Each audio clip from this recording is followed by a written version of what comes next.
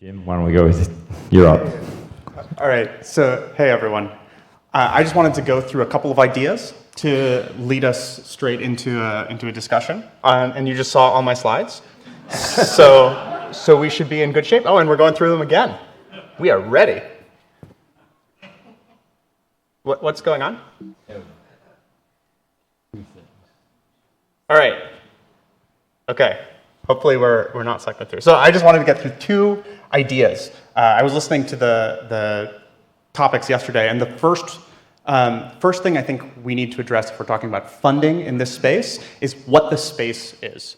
And to me, this starts with we have to just confine ourselves to thinking about therapeutics related to something that has the potential to prevent age-related diseases. But let's just focus on the idea of therapeutics broadly.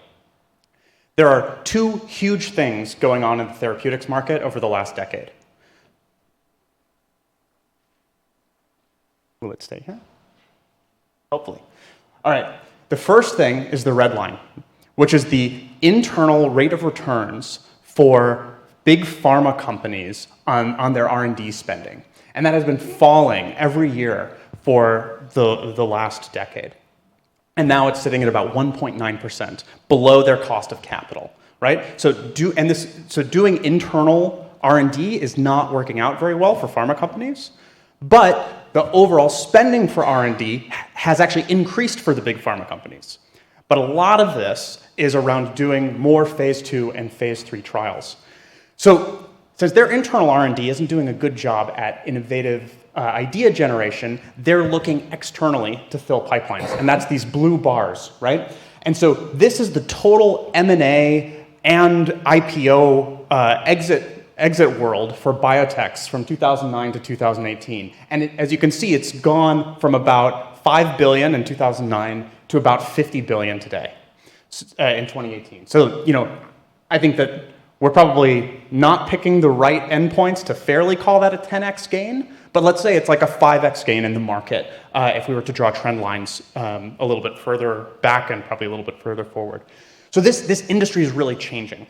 But this means that, as I go to the next one here, so this means that right now in 2017, about 3/4 of all approved drugs originate at small biotechs. So if we want to talk about new molecular entities that are going to make a play in this space, we can confine ourselves to the world of thinking about what's happening in biotechs. And the conversation came up earlier of like, who's going to take the lead on building the business models and building the early clinical cases for this space? And it does have to be the biotech players. All right, and so kind of the thought that I want to leave you with here is that we are actually the middlemen of this industry. We like to think about, okay, we're going to go and we're going to affect this many patients and we're going to, sell this many pills to these groups of people. No, we're building companies that we're going to sell to pharma companies or partner with pharma companies, and then the pharma companies are going to go do that. And so we have to be pharma company focused, which brings me to the second point that I have to make, which is about clinical trials in this space. And so I have a policy when we evaluate ideas that we break down overall clinical plans into 3 sets of ideas that are kind of coming out of this aging biology space. The first is you've got your initial indication proof of concept. The second is you've got your indications that we can expand to as with preclinical data. So we talked about metformin. You could say this is diabetes is your first step, and then there's some evidence in cancer prevention, some evidence in neurological disease, and then there's this far-off horizon of using things to preventatively, prevent these diseases from even occurring. And for us, when I come in and evaluate ideas in this space, I take the second and the third columns here, and I assign the value of those things to 0.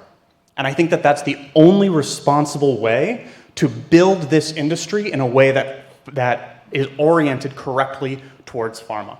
We can get to those things, and I vehemently believe that this is where the asymmetric upside of this space is going to be. But if we don't discipline ourselves to invest in companies in a way that makes sense, as if they were traditional one indication biopharma companies, we won't be able to get the next players on board to bring in the appropriate amount of capital and the appropriate energy to propel the space to the to this third and fourth column. And so I've earned a little bit of a reputation for being like a valuation and funding kind of bulldog in this space, and I think this is why, is because folks will come to me and we're kind of riding this wave of longevity hype in this industry right now as new players are coming in, and I try to do my best to beat that down to say like, no, we have to be very, very focused on what biotech company are we building that makes sense today. And those are my 2 points, and now we can go into discussion. Wow. So you're trying to take you think the VC model in biotech has to be adopted here? Is that kind of what you're saying? So, more or less, I think that the VC ecosystem in biotech right now is kind of messy, because pharma is leaving the early stage R&D space, and so as they've left, it's kind of been replaced by a messy network of VCs and early stage biotechs. And so I'm actually more excited about what I call distributed R&D companies that gather a whole series of assets together, professionalize those assets, and then fund them through phase 2 trials. But I think the VC ecosystem works too.